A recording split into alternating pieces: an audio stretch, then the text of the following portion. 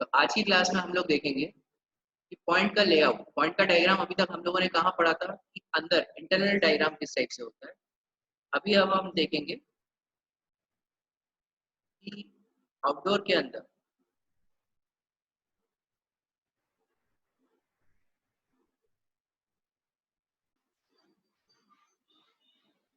तो आज अभी मैं जो सबसे पहले डिस्कस करने वाला हूँ EI के अंदर पॉइंट का आउटडोर डायग्राम जो छायापुरी में यूज करा हुआ है। EI के अंदर मेनली ये तो हमने देखा कि हमारे पास सिर्फ W1, W2 और कॉमन सप्लाई जाती है।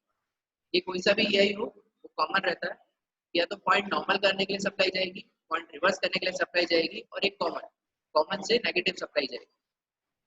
तो अब सप्लाई जो चल रही है एज पर न्यू पॉलिसी के अकॉर्डिंग क्या है कि इंडिकेशन, सप्लाई और पॉइंट की ऑपरेटिंग सप्लाई ये सब अलग अलग होनी चाहिए। ये हमारी गाइडलाइंस थी कि डिटेक्शन अलग आना चाहिए और ऑपरेशन अलग होना चाहिए, अलग अलग केबल से आना चाहिए। उसके बाद जो अभी लेटेस्ट गाइडलाइन आई, लेटेस्ट गाइडलाइन के अंदर एक और आया कि इंडिकेशन को भी आप सेपरेट करिए। कैसे? मतलब अगर मेरा एक नॉर्मल इंडिकेशन है और रिवर्स इंडिकेशन है, वो कभी भी सेम केबल में नहीं आना चाहिए। उसके लिए भी हमें केबल सेपरेट करनी है, मतलब नॉर्मल इंडिकेशन के लिए अलग केबल, रिवर्स इंडिकेशन के लिए अलग केबल। तो जहाँ पे अब लेटेस्ट जैसे सेग्रीगेशन वर्क जहाँ पे अब चालू हुआ है या फिर जहाँ पे भी नया इंस्टॉलेशन चालू हो रहा है, नए इंस्टॉलेशन के अंदर तो हम लोग देख लेंगे किस टाइप से क्या करना है। बट जहाँ पुराने इंस्टॉलेशन थे ये थोड़े से, जैसे अभी छायापुरी ना तो मैं नया कह सकता हूँ ना पुराना कह सकता हूँ, 1 साल होने वाला है छायापुरी को। तो छायापुरी के अंदर पुराने थोड़े की हमें डिटेक्शन के अलग सब केबल डाली है, सप्लाई के लिए अलग केबल डाली है और ऑपरेशन के लिए अलग केबल डाली है। तो आप यहाँ पे जैसे ये देखेंगे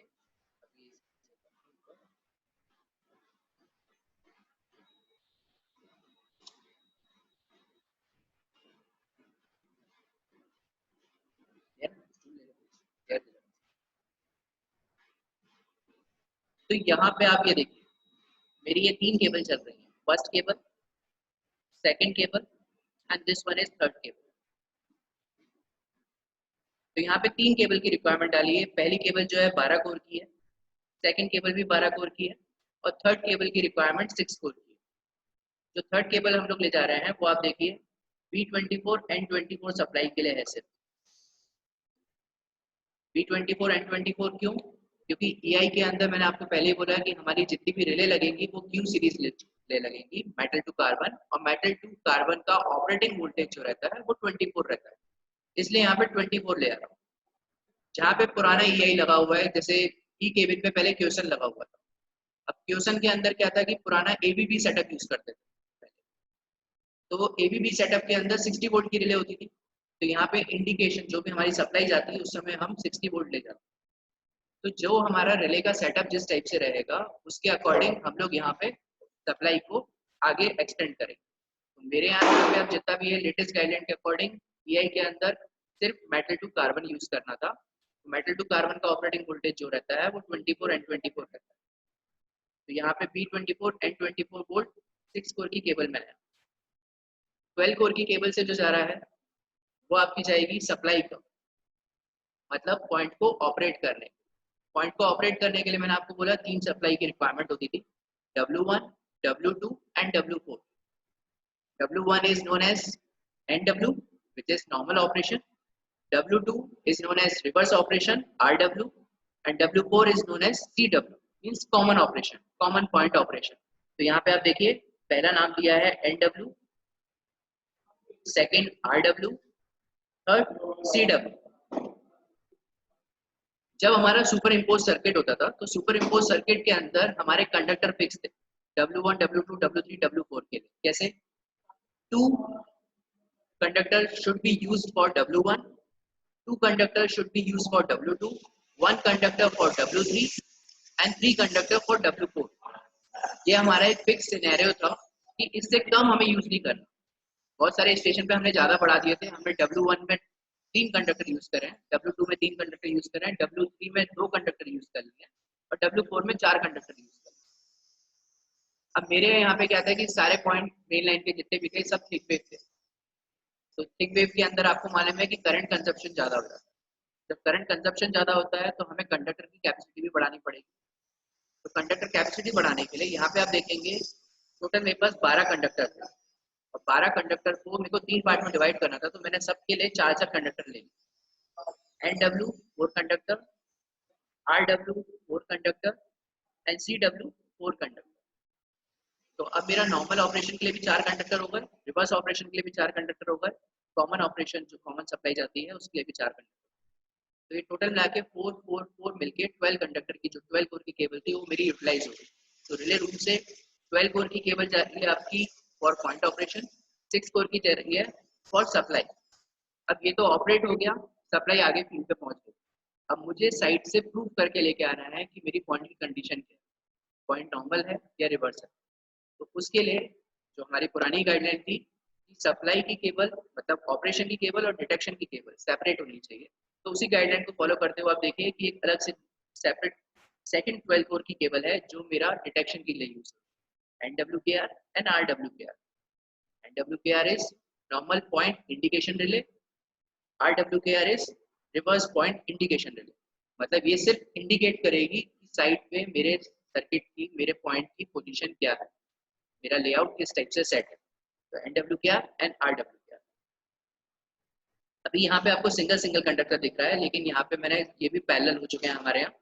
तो NWKR के लिए 4 कंडक्टर यूज कर लिए हैं हमने, 2 for return V24, 2 for N24 return. इसी तरीके से RWKR के लिए भी 4 कंडक्टर यूज कर लिए हैं, 2 for V24 return and 2 for N24 return. अब ये तो हो गई आपकी सप्लाई की एक केबल की रिक्वायरमेंट जो हमारे रिले रूम से जा रही है। अब रिले रूम से जाके अब हमारी आती है 2 मशीन्स के अंदर पहले हमारे पास पोर्टेड बॉक्स होते थे, तो पोर्टेड टू पोर्टेड वायरिंग करते थे। लेकिन धीरे धीरे जैसे इम्प्रूवमेंट चलता गया तो हमारे यहाँ अब जहाँ पे भी कहीं पे भी लेटेस्ट गाइडलाइन के अकॉर्डिंग पोर्टेड बॉक्स अब नहीं लगाए जाते। अब पोर्टेड बॉक्स नहीं लगाए जाते तो जो पोर्टेड बॉक्स की वायरिंग होती है वो जेबी के अंदर हो जाती है। ये क्यों हटाया गया? For easy maintenance.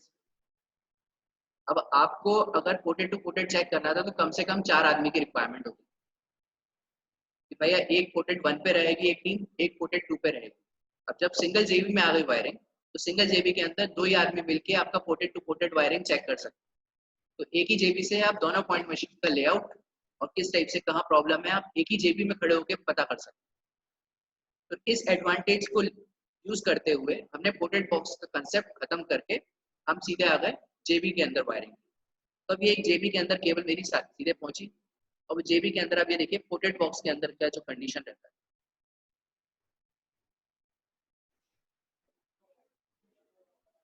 यहाँ आपको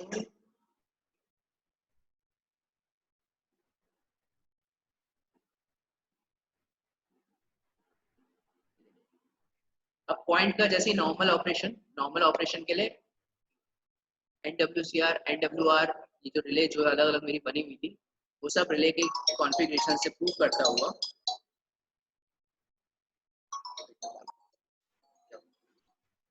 तो NW ऑपरेशन जो नॉर्मल ऑपरेशन है वो यहाँ पे देखिए पोर्टेड नंबर 1 ये मेरी मशीन नंबर 1 है और सेकंड जो है मशीन नंबर 2 है। This is machine number 1 and this is machine number 2। तो मशीन नंबर 1 का ये पोर्टेड बॉक्स नंबर 1 है ऊपर का जो 1 to 9 टर्मिनल आपको 10 टर्मिनल दिख रहा है। इसी तरीके से सेकंड पोर्टेड बॉक्स के अंदर भी 1 to 10 टर्मिनल आपको दिख रहा है।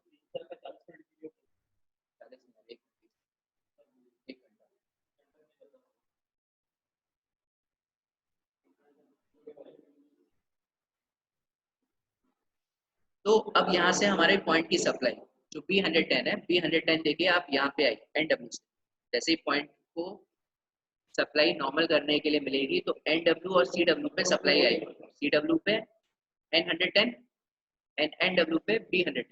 तो B110 सप्लाई यहाँ पे एक्सटेंड हुई और एक नंबर टर्मिनल पे जो मेरा जेबी के अंदर एक नंबर टर्मिनल पोर्टेड का एक नंबर टर्मिनल है वहाँ सप्लाई आ गई। अब वहाँ से सप्लाई एक्सटेंड होकर आप ये देखिए ये चली सीधे और ये जाके मशीन के अंदर जो वायरिंग रहती है, मशीन के अंदर जो वायरिंग रहती है उसके अंदर आपकी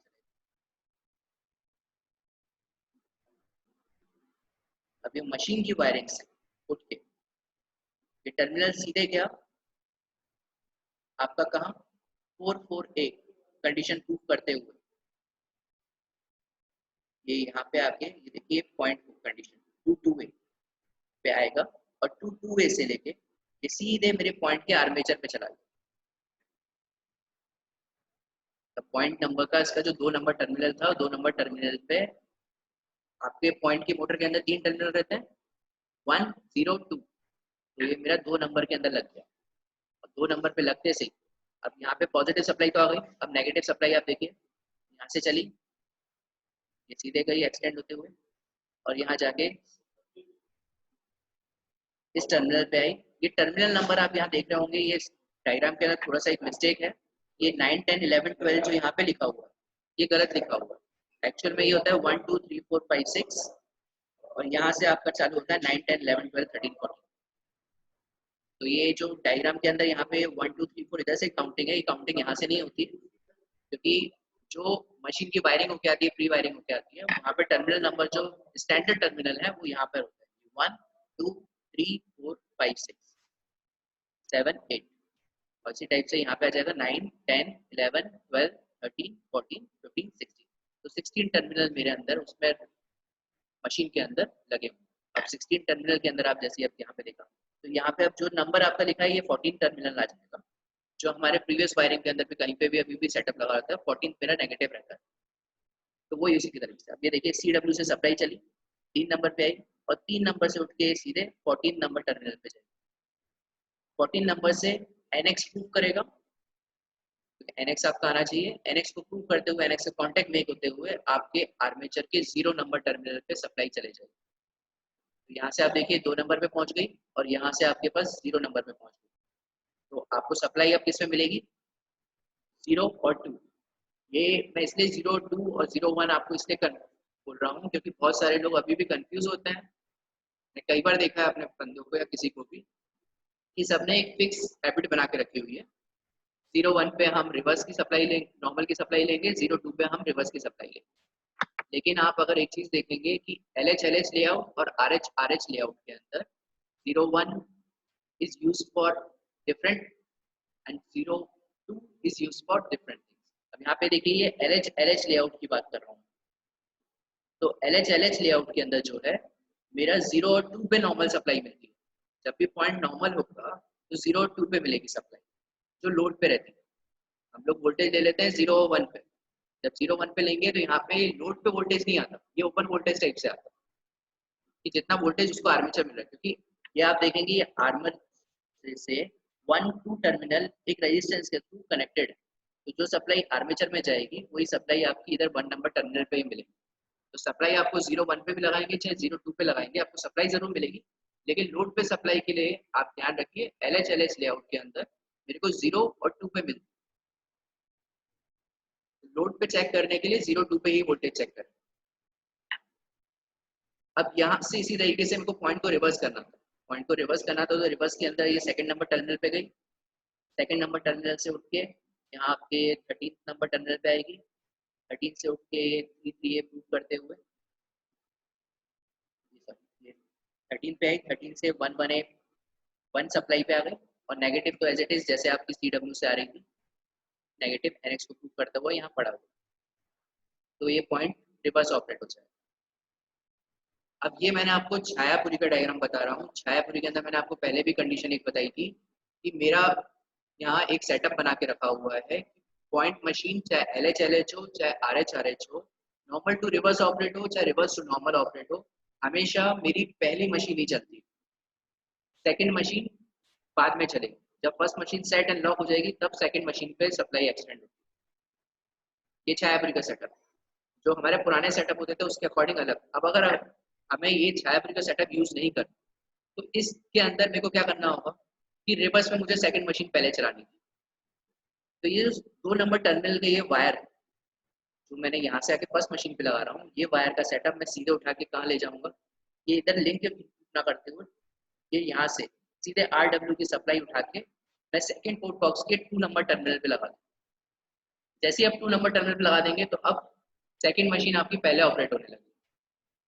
और सेकंड मशीन जैसी पहले ऑपरेट होगी तो यहाँ पे देखिए आप ये 5 से जो 2 नंबर पे सप्लाई जा रही है, तो इसी तरीके से यहाँ पे मेरे को 4 नंबर से सप्लाई उठा के मैं 2 नंबर पे ले जाऊँ, तो लूप यहाँ से डाल दूंगा 4 से 2 का। तो आपका नॉर्मल सेटअप हो जाएगा कि सेकंड मशीन पहले चलेगी, फर्स्ट मशीन बाद में चलेगी। तो यहाँ आप अगर वायरिंग में थोड़ा सा भी चेंज करेंगे, आप अगर एक बार वायरिंग देखेंगे तो आपको समझ में आ जाएगा कि किस सेटअप से अगर मेरे को कैसी रिक्वायरमेंट है, मेरे को दोनों मशीन साथ में चलानी है, दोनों मशीन अलग अलग चलानी है, दोनों मशीन अलग अलग चलाते हुए पहले फर्स्ट मशीन चलानी है या पहले सेकंड मशीन चलानी है, तो पहले सेकंड चलानी है फिर फर्स्ट चलानी है। तो ये सब सेटअप हम यहाँ से जो उठा के डायरेक्ट 1 नंबर 2 नंबर और 3 नंबर, अभी देखिए आप रिले रूम से जो भी मेरी सप्लाई आ रही है वो पहले सिर्फ कोटेड बॉक्स 1 पे लगी है डायरेक्ट। तो कोटेड बॉक्स 1 पे लगे होने के कारण से मेरी पहली मशीन हमेशा पहले चलती है। अगर आपको सेटअप सेकंड मशीन पहले चलाना है, आपको नॉर्मल टू रिवर्स करने के अंदर सेकंड मशीन चलाना है, तो 2 नंबर टर्मिनल जो RW सप्लाई है वो आपको 2 नंबर के इसके सीधे रिले रूम से जो आ रही होगी सप्लाई उसको आपको यहाँ पे लगाना पड़ेगा। अगर आपको नॉर्मल के अंदर सेकंड मशीन पहले चलानी है तो ये जो NW की जो सप्लाई आ रही है ये 1 नंबर से उठा के यहाँ पे ना लगाते हुए ये आप सीधे इसके 1 नंबर पे लगाएं। तो रिले रूम से जो सप्लाई जिस मशीन को पहले पहुंचेगी वो मशीन पहले चलेगी। तो ये चलने के बाद अब जैसे यहाँ पे हमने प्रूव करा, अब ये तो अभी चल गई। अब यहाँ पे देखिए इंडिकेशन जैसे ये चलने के बाद मेक होगा, ये मेक होके T3A को प्रूव करता हुआ ये सीधे गया 5th नंबर टर्मिनल पे, और 5th नंबर टर्मिनल से उठ के जाएगा मेरा 2nd number terminal. Second number से फिर वापस एज इट इज जैसा उधर था आपका 13 नंबर से 118 पे गया, आर्मेचर पे सप्लाई आ गई। और नेगेटिव आप देखिए, नेगेटिव यहाँ पर था, नेगेटिव यहीं से उठ के सीधे जो रिले रूम से आ रही थी सप्लाई, नेगेटिव आपको डायरेक्ट दोनों जगह आपने एट अ टाइम भेजी। सिर्फ हम कटिंग कर रहे हैं किसका, पॉजिटिव सप्लाई का। नेगेटिव आपको दोनों जगह जैसी रेलवे रूम से आई सप्लाई, 3 नंबर और 3 का 3 से लूप मार, 3 का 3 से लूप होने के कारण से सप्लाई, नेगेटिव सप्लाई आपको आर्मेचर पे NX को पुट करते हुए पड़ी हुई है। जैसे आपकी पॉजिटिव सप्लाई पुट करके आई 2 नंबर से, ये आर्मेचर पे आई, ये पॉइंट भी चल जाएगा, और पॉइंट चल गया तो दोनों पॉइंट अभी मेरे रिवर्स हो चुके। अब दोनों पॉइंट रिवर्स तो हो गए, लॉक हो गए, लेकिन अब इसका मेरे को प्रूविंग करना है किससे, सप्लाई से, कि P24 जा रही है और आके मेरी RWKR को पिकअप करा। तो P24 सप्लाई यहाँ से गई, यहाँ पे आप देखिए 15-16 टर्मिनल, तो यहाँ पर है ये 15-16, एक्चुअल में 7-8 टर्मिनल है। ये 7-8 टर्मिनल से सप्लाई उठी और एक्सटेंड होते हुए 7-7 प्रूव करते हुए यहाँ पे आप, और नेगेटिव सप्लाई उठी, नेगेटिव भी गई। अब यहाँ पे देख रहे हैं आप सेकंड मशीन के अंदर मेरी पॉजिटिव सप्लाई भी आ रही है, नेगेटिव सप्लाई भी आ रही है। क्यों? क्योंकि यहाँ पे मेरे पास जो टोटल 8 कॉन्टेक्ट्स रहते हैं कॉन्टेक्ट असेंबली के अंदर, टोटल 8 कॉन्टेक्ट्स अवेलेबल रहते हैं, 11A 22A 33A 44A 55A 66A 77A 88A। तो 8 कॉन्टेक्ट में से मेरे सिर्फ अभी कौन सा यूज हुआ था, 11A और 22A ऑपरेशन, बाकी सब कॉन्टेक्ट मेरे पास स्पेयर पड़े थे। जब सब स्पेयर पड़े थे तो इस कारण से मैंने यहाँ पे डबल कटिंग कर दी, मेरे पास पॉजिटिव सप्लाई भी आ रही है और नेगेटिव सप्लाई भी आ रही है। यहाँ पे आप देखिए 33A भी यूज हो रहा है, 77A भी यूज हो रहा है फॉर इंडिकेशन पर्पस। लेकिन आप अगर प्रीवियस फर्स्ट रिले में जाएंगे, फर्स्ट मशीन में जाएंगे, तो फर्स्ट मशीन के अंदर 77 है, जब ये चल जाएगा तो इसके अंदर ये कॉन्टैक्ट मेरा, सॉरी 33 ये जो कॉन्टैक्ट है वो मेरा यूज हुआ है काय के लिए, सेकंड मशीन में सप्लाई भेजने के लिए। तो अब यहाँ मेरे पास फर्स्ट मशीन के अंदर अवेलेबल कॉन्टैक्ट था सिर्फ 77 है, मतलब सिंगल कॉन्टैक्ट। तो यहाँ पे सिंगल कॉन्टैक्ट में दोनों सप्लाई तो भेज नहीं सकता था, तो जो पॉजिटिव सप्लाई यहाँ से एक्सटेंड हुई वो एक्सटेंड होके मैं वापस इधर लेके आया और इधर से लाके सिर्फ 77 को प्रूव करके फाइनल आउटपुट। सेकंड मशीन के अंदर आपकी पॉजिटिव नेगेटिव सप्लाई दोनों कटिंग होती है, फर्स्ट मशीन के अंदर सिंगल कटिंग, सिंगल में आपकी सप्लाई कटिंग। यहाँ पे B24 N24 दोनों अवेलेबल रहेगा, यहाँ पे सिर्फ B24 आएगी। B24 आने के कारण से अब मेरे को वोल्टेज चेक करने के लिए यहाँ पे आप देखिए 8 नंबर टर्मिनल को रेफरेंस का टर्मिनल N24, तो नेगेटिव के रेफरेंस में लेते हुए मैं सप्लाई का NKR RKR ले सकता हूँ। नॉर्मली अगर आपको ध्यान रखना है, अगर इस टाइप से आपको याद नहीं हो पा रहा है तो नॉर्मल और रिवर्स तो आप चेक कर ही सकते हैं कि मेरा पॉइंट नॉर्मल है या रिवर्स है, ये तो फिजिकल कंडीशन देख के हम बता लेते हैं। तो फिजिकल कंडीशन को जैसे ही आप मोटर को देखेंगे, मोटर की तरफ जो कॉन्टैक्ट मेक होंगे, चाहे LH LH RH RH का कंफ्यूजन हो रहा है किसी को, या होता हो कभी भी, तो आप मोटर के सामने खड़े हो जाइए। मोटर का कांटेक्ट जहाँ पे भी आपका डिटेक्शन कांटेक्ट मेक होगा, मेक हो रहा है, तो उस साइड आप देखिए आपकी टंगरेल किस साइड में, टंगरेल अगर रिवर्स में है तो जो कांटेक्ट मेक होगा वो रिवर्स वाले कांटेक्ट मेक हो रहा है, ऑपरेशन के लिए उल्टा कांटेक्ट होगा, दैट्स नॉर्मल। तो डिटेक्शन वाला जहाँ पे भी ट्रॉली गिर रही है और आपका पॉइंट जहाँ सेट हो रहा है, वो ट्रॉली जहाँ मेक हो रही है वो आपका वही कांटेक्ट रहेगा। ट्रॉली अगर नॉर्मल साइड गिरेगी तो नॉर्मल कांटेक्ट। तो यहाँ से सप्लाई सीधे एक्सटेंड होके एन के आर और आर के आर मेरी सीधे रिले रूम में चलेगी और एन डब्ल्यू के आर को पिकअप करा देगी। एन डब्ल्यू के आर पिकअप होते से इसका रीड जो हम सिस्टम के अंदर दे रहे हैं, उस सिस्टम के अंदर लॉजिक 24 वोल्ट का पिकअप कॉन्टैक्ट लेते हुए चले जाएगा और जो हमें ऑपरेशन परफॉर्म करना है वो ऑपरेशन परफॉर्म करना है। इसका शॉर्ट में आप ये देखिए, मशीन 1 मशीन 2 8 पॉजिटिव सप्लाई दोनों की, मशीन 2 मशीन 1 की प्रूव करी और 4 है और इसका एंड अप किया। इसी तरीके से नेगेटिव के लिए आप देखिए 7 है दोनों मशीन का, और सेकंड मशीन का सिर्फ 3 है क्योंकि अवेलेबल था इसलिए मैंने यहाँ पे ही जोड़ा। तो ये LH लेआउट का, यहाँ से इन दोनों कॉन्टैक्ट को यूज करते हुए RWR पिकअप हो जाएगी, इनको करते हुए NWR पिकअप हो जाएगी। यही अगर मेरा RH लेआउट हो जाता तो ये पॉइंट के कंडीशन जो थे 8 है रिवर्स के लिए हो जाता, 7 है नॉर्मल के लिए हो जाता, 4 है फिर रिवर्स के लिए हो जाता। ये इंडिकेशन अब आप ये देखिए इसका RH का, तो जो मेरा 8 है नॉर्मल के लिए यूज हो रहा था वो RH के अंदर रिवर्स के लिए यूज होगा, क्योंकि मशीन का सेटअप मेरा उल्टा हो जाता है RH लेआउट पे LH लेआउट में। तो मशीन की जो कंडीशन होती है, मशीन को किस तरीके से घुमाना है, मेरे को पॉइंट को कैसे घुमाना है उसके ऊपर डिपेंड करेगा। अभी आपने देखा था कि नॉर्मल करने के लिए LH लेआउट के अंदर 02 पे नॉर्मल जाती थी, अब यहाँ पे आप देखेंगे RH के अंदर 01 पे जाएगी सप्लाई। नॉर्मल सप्लाई यहाँ से चली, तो सप्लाई चल के ये सीधे मेरा इस साइड आ, और यहाँ आके ये प्रूव करते हुए ये चलेगी 1 तो अब आप देखिए कौन सा RH लेआउट के अंदर नॉर्मल के अंदर सप्लाई जो आपको मिलेगी वो मोटर पे 0 और 1 टर्मिनल पे मिलेगी, और जब रिवर्स करेंगे तो 0 और 2 ऑपरेशन पे मिलेगी। तो ये आप हमेशा ध्यान रखिए कि पॉइंट के अंदर जब भी आप वोल्टेज ले रहे हैं, नॉर्मली जो हमारा E2 शेड्यूल होता है या फिर हमारे इंस्पेक्शन होते हैं, तो इंस्पेक्शन शेड्यूल के अंदर हम LH लेआउट के अंदर नॉर्मल ऑपरेशन के लिए 0-2 पे लेंगे सप्लाई, रिवर्स ऑपरेशन के लिए 0-1 पे लेंगे। RH लेआउट के अंदर नॉर्मल ऑपरेशन के लिए 0-1 और रिवर्स ऑपरेशन के लिए 0-2 पे सप्लाई मिलेगी, तभी आपकी प्रॉपर वोल्टेज मिल रहा है। वरना आप किसी को अगर बता रहे हैं तो वो ओपन वोल्टेज बता रहा है, लोड वोल्टेज नहीं। जब तक आप ओपन वोल्टेज लेते रहेंगे, आपके पॉइंट में क्या ट्रबल होने वाला है, मशीन कब खराब होने वाली है, NX का प्रेशर और ये सब प्रेशर आप चेक नहीं कर रहे, आप उसको बाईपास कर रहे हैं। अगर आप वोल्टेज प्रॉपर जगह लेंगे तो आपका फेलियर आने से पहले आपको एक्जैक्टली मालूम पड़ जाएगा कि मेरा फेलियर मोटर में आने वाला है, तो उससे पहले आप चेंज कर रहे हैं, तो आपको एक एक भागने की जरूरत नहीं। तो ये ध्यान रखिए हमेशा LH के अंदर नॉर्मल ऑपरेशन 0-2 रिवर्स 0-1, RH के अंदर 0-1 फॉर नॉर्मल, 0-2 फॉर रिवर्स। ये तो हो गया पॉइंट का लेआउट का डायग्राम।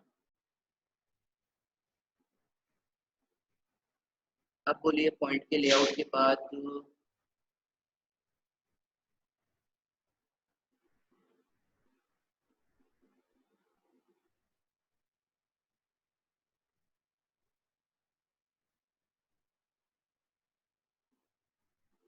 अपने यहाँ तो काउंटर के हुए थे वही ज्यादा, वरना कार्ड्स के और इसके तो कभी फेलियर आया नहीं है अभी तक। काउंटर का फेलियर हुआ था, तो काउंटर का तो वो सिस्टम रिलेटेड नहीं था, वो अपना रिले रिलेटेड था। सिस्टम का तो अभी तक हुआ नहीं है अपने यहाँ। हाँ, लेकिन उसके अलावा एक दो फेलियर और भी अपन को मिले हैं, ऐसा है नहीं, याद कर। जैसे वीसी और रिले का कांटेक्ट एक था। ठीक है, VCR रिले का कांटेक्ट ट्रबल था एक बार। तो हाँ। उससे हमें क्या हुआ था कि वैसे ही हमें कैसे मालूम पड़ा कि उससे पर्टिकुलर जो भी हमारे ऑपरेशन हो रहे थे उस कांटेक्ट से रिलेटेड, वो सारे आउटपुट जनरेट करना बंद कर दिया। जी। जो मैंने आपको पहले ही बताया, VCR इस वाइटल कट ऑफ रिले है, तो जो आउटपुट डिलीवरिंग होती है वो VCO रिले के फ्रंट कॉन्टेक्ट को यूज करते हुए, तो VCO रिले का एक कॉन्टेक्ट ट्रबल दे रहा था, वो कॉन्टेक्ट मेरा बाहर आ गया, तो उसके कारण से उसके आउटपुट कार्ड के जो जनरेशन था वो सब बंद। एक बार मेरा फेलियर आया था कि मेरे दोनों वीडियो एट अ टाइम चालू हो गए, तो आपके दोनों वीडियो कभी भी वर्क नहीं करते। मैंने आपको पहले बताया अंसार के अंदर एक स्टैंड बाय में रहता है, एक मेन रहता है। तो मेरे यहाँ क्या हुआ था एक बार बीच में प्रॉब्लम कि A एंड B दोनों पे यार्ड लेआउट आ गया था, दोनों पे यार्ड लेआउट आ गया। तो उस दिन तो हमने कुछ नहीं करा, हमने रीसेट करके एक एक करके एक एक सिस्टम को रीसेट करा और रीसेट करके चालू कर दिया, CPU चालू करा तो नॉर्मल हो गया। लेकिन बाद में एक दिन और फिर ट्रबल मिली मेरे को उसकी, तो वो देखा कि मॉक्सा मॉक्सा जो है आपसे बोला कि एक नेटवर्क स्विच है, तो नेटवर्क स्विच के अंदर कम्युनिकेशन होता रहता है। अभी देखिए अगर आप यहाँ से थोड़ा सा मॉक्सा को अगर देख पा रहे हैं,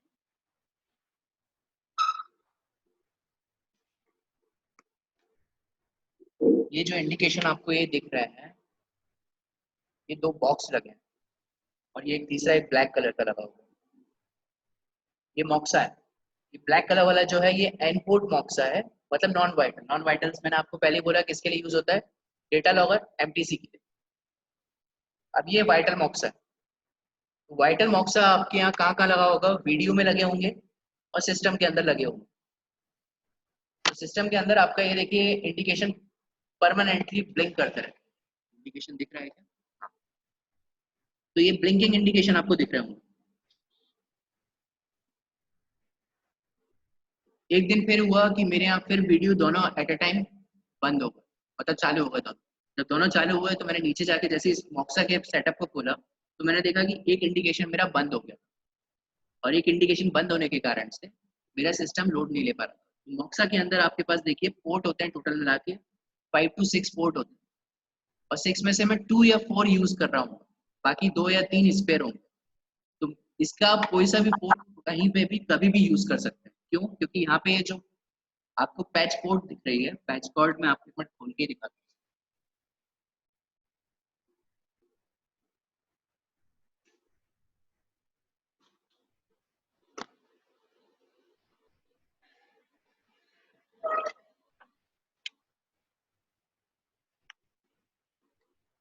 ये है patch cord, optical fibre patch cord. ये पैच कॉर्ड किसके साथ कनेक्टेड है, आपका ऊपर FMS लगा हुआ है, फाइबर मैनेजमेंट सिस्टम। तो ये फाइबर मैनेजमेंट सिस्टम से डायरेक्टली मेरा मॉक्सा के अंदर कनेक्टिविटी। तो उस समय ये इंडिकेशन, एक इंडिकेशन जो इस केबल का इंडिकेशन है वो आना बंद हो गया था। जैसे इंडिकेशन बंद हुआ तो उस कारण से आपस में जो कम्युनिकेशन हो रहा था वो कम्युनिकेशन फेल हो गया। तो सिस्टम को मालूम नहीं पड़ा कि मैं कौन सा वीडियो चालू करूँ, तो वो एट अ टाइम ने उसने दोनों वीडियो को ऑन कर दिया। मैंने इसको एक पोर्ट निकाला और पोर्ट निकाल के दूसरे पोर्ट में यूज कर लिया है, तो अब नॉर्मल चल रहा है। तो आपका एक फेलियर इस टाइप से कभी आ सकता है। तो मेरे यहाँ मेरा एक्सपीरियंस करा, तो मैंने आपको अपने यहाँ का एक्सपीरियंस एक बता रहा हूँ कि मेरे यहाँ दोनों वीडियो एट अ टाइम चालू हो गए थे। तो उस समय वो प्रॉब्लम जो थी वो मेरी मॉक्सा की थी। मॉक्सा का कम्युनिकेशन एक लिंक का बंद हो गया था, तो वो लिंक मैंने चेंज कर दी, तो वो राइट हो गया। एक बार हुआ था हमारे यहाँ कि की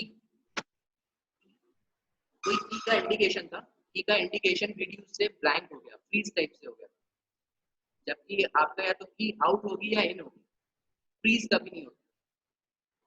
तो एक बार मेरे को प्रॉब्लम ये मिली थी कि मेरा जो इंडिकेशन था की का इंडिकेशन वो फ्रीज हो गया, ना तो उसे मैं बाहर निकाल पा रहा हूँ ना अंदर ले पा रहा था।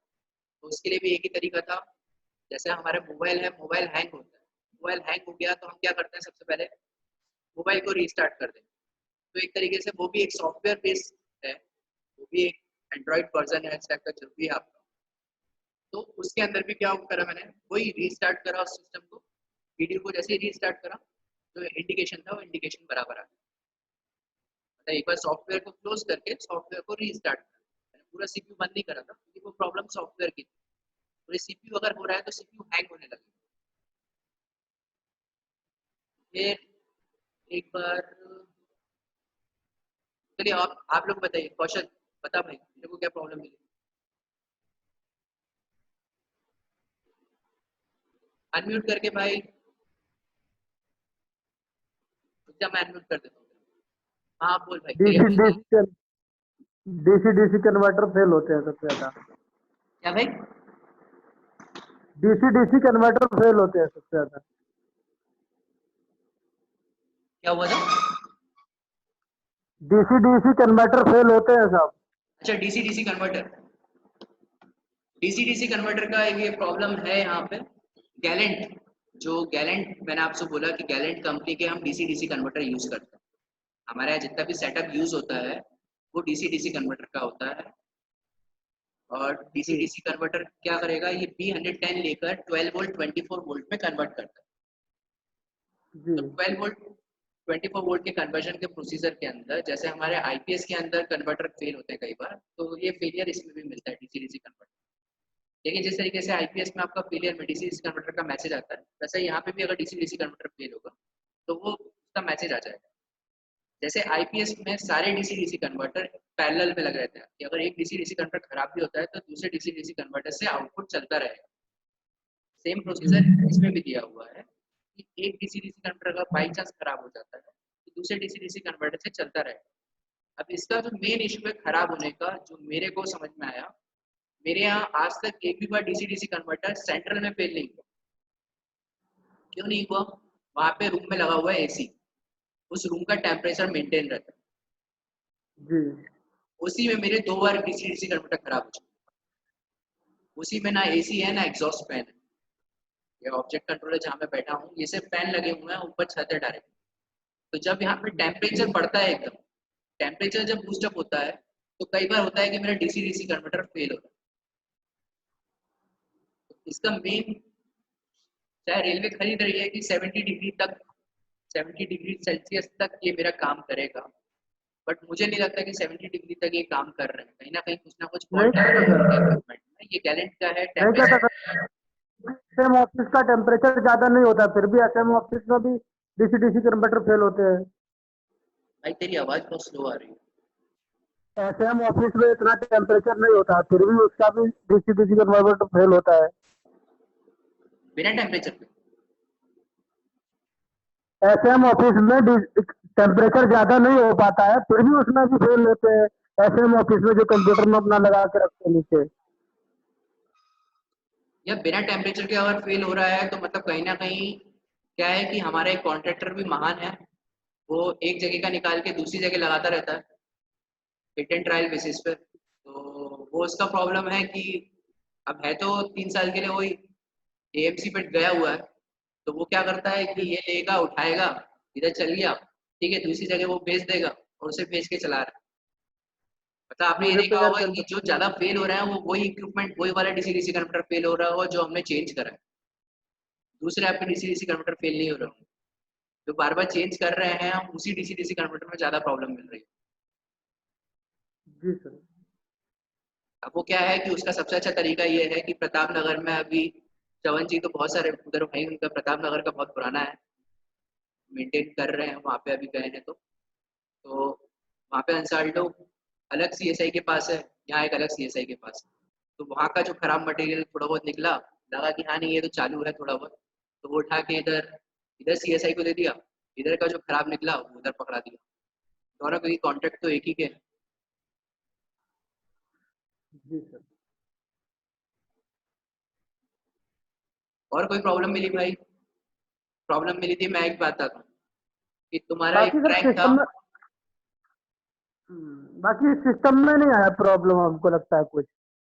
सिस्टम में इस टाइप से तो नहीं आई, लेकिन एक बार एक प्रॉब्लम तुम्हारी ये थी कि आपका एक ट्रैक था और एक्सेल काउंटर दोनों पैरेलल में लगे हुए थे, ऐसे दो जगह हाँ फॉल्ट थे। वो। तो एक तो जी आपका जी। लॉजिक के अंदर प्रॉब्लम थी और एक बार वो था कि लॉजिक। आपका वो बिट अंदर स्कैन ही नहीं हो रही थी सिस्टम के अंदर। जी कि आपका एक ट्रैक का बिट जो था वो बिट स्कैन ही नहीं हो रही थी। तो हमें एक चीज ध्यान रखनी चाहिए कि हमारा जो आउटपुट बिट और इनपुट बिट के इंडिकेशन है, हम जब भी मेंटेनेंस के लिए खोल रहे हैं तो एक बार हमारा बिट चार्ट से हम उसे कंपेयर जरूर कर लें कि इंडिकेशन सबके प्रॉपर है या नहीं, खासकर पैरेलल वाला। जैसे अगर ट्रैक सर्किट भी लगा है और एक्सेल काउंटर भी लगा हुआ है किसी ट्रैक में पैरेलल, जी। अब ट्रैक तो स्कैन हो रहा है, और एक्सेल काउंटर स्कैन नहीं हो रहा मान बाई चांस, तो ठीक है सिस्टम में और आपको आउटपुट में वीडियो में तो मालूम पड़ेगा नहीं, क्योंकि हम जो डेटा लॉगर में डालते हैं वो फिजिकल रिले डालते हैं। फिजिकल रिले में जो डेटा लॉगर में कॉन्टेक्ट है वो बराबर था, तो हमारे पास मैसेज नहीं आया दोनों राइट है क्योंकि, लेकिन रिले का एक कॉन्टेक्ट ट्रबल दे और उसके कारण से सिस्टम इनपुट नहीं ले रहा, वाइटल इनपुट के अंदर जो सिस्टम जा रहा है वो इनपुट ही नहीं स्कैन कर रहा,